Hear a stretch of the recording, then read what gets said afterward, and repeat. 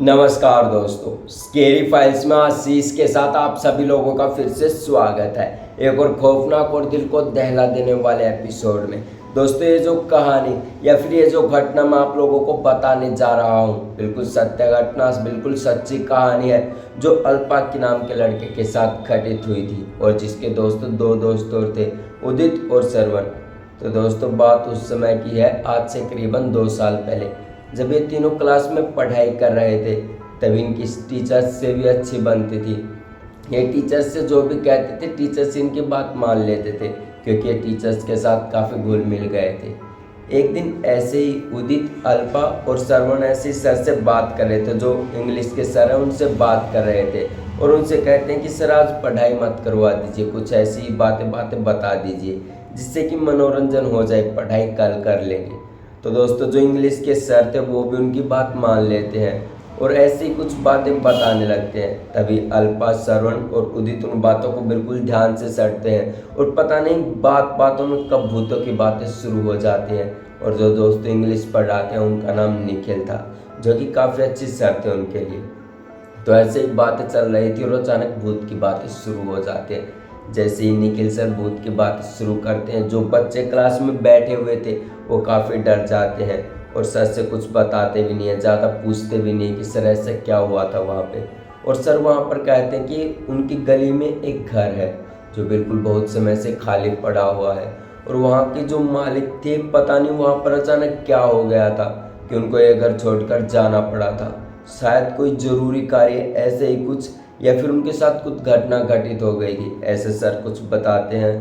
तो ऐसे ही चल रहा था और मेन वजह थी निखिल सर बताने की कि वहाँ पर रात को अब कोई भी नहीं निकलता, जो भी उनकी गली है आसपास में सब कुछ सुनसान रहता है, जो कि बहुत ही अजीब बात थी।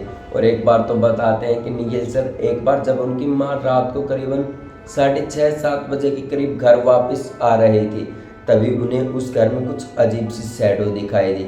यानी कि कोई व्यक्ति नहीं था, कोई भी नहीं था, बस एक काला रंग का साया जिसकी आंखें लाल रंग दिखाई दे रही थी और बड़े बड़े 4-5 दांत थे। ये सब सारी बातें निखिल की मम्मी ने घर आकर बताती है, जो हमारे निखिल सर हैं उनको। और ये सब कुछ ऐसे वहाँ पर होता है तो उनकी मम्मी काफ़ी डर जाती है। और दोस्तों, मैं आपको शुरुआत में ही बता दूं, निखिल सर ऐसी विधि जानते थे जो शायद ही कोई और लोग जानते हो, क्योंकि वो पंडित जी थे जो कि काफ़ी अच्छे इंसान थे। और ऐसा ही सब चल रहा था। तो दोस्तों, जो अल्पा की, उदित और श्रवण थे वो इन बातों पर बिल्कुल विश्वास नहीं करते थे और जो क्लास में जो बच्चे थे सभी लोग काफ़ी डर गए थे इस बात को लेकर। और दोस्तों, जो अल्पा, श्रवण, ये तीनों थे, श्रवण, उदित, ये सर के पास ही रात शाम को ट्यूशन पे जाया करते थे, छुट्टी होने के बाद 5:30 से 7:30 बजे तक। और ऐसे ही प्रोसेस चलता जा रहा था। तभी उसी दिन की बात है जिस दिन सर ने ये स्टोरी सुनाई थी। तभी भी वो तीनों सर के पास ट्यूशन पर चले जाते हैं और एक और लड़का उनके साथ, कोई शेखर नाम का, जो उनका चौथा दोस्त था, वो मतलब बहुत ही कम बातें करता था, एक दूसरे से थोड़े बहुत ही घुल मिल रहे थे। तो वो शेखर भी ट्यूशन पर आ जाता है और अल्पा, श्रवण और उदित से कहता है कि क्या यार तुम्हें इस भूत की बातें सही लगती हैं। तो उदित कहता है यार हमें तो बिल्कुल सही नहीं लगती। श्रवण भी मना कर देता है और अल्पा भी मना कर देता है। लेकिन जो सारी बातें जो शेखर उन्हें बताता है कि उसके साथ वहाँ पर क्या हुआ, आते आते उन्होंने कुछ अजीब सा महसूस किया। जो शेखर ने महसूस किया वो सारी बातें, मतलब कोई मेरा पीछा कर है, ऐसा कुछ महसूस किया। और ये सारी बातें उदित, श्रवण और अल्पा को बता दी, जो वहाँ पर ट्यूशन पढ़ने गए थे।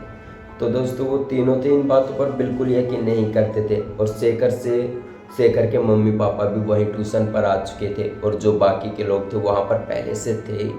तो अल्पा और उदित और श्रवण कहते हैं कि हम तीनों उस घर में जाएंगे और किसी को कुछ बताना नहीं। और दोस्तों, वो उस दिन ट्यूशन पर आधा घंटा पहले वहाँ पर पहुँच जाते हैं और वे तीनों अपना मतलब सभी तैयारियाँ करके और वहाँ पर उस घर में जाने की तैयारियाँ करते हैं। मैं बता दूँ दोस्तों, सर्दियों का समय था और शाम का समय हो चुका था।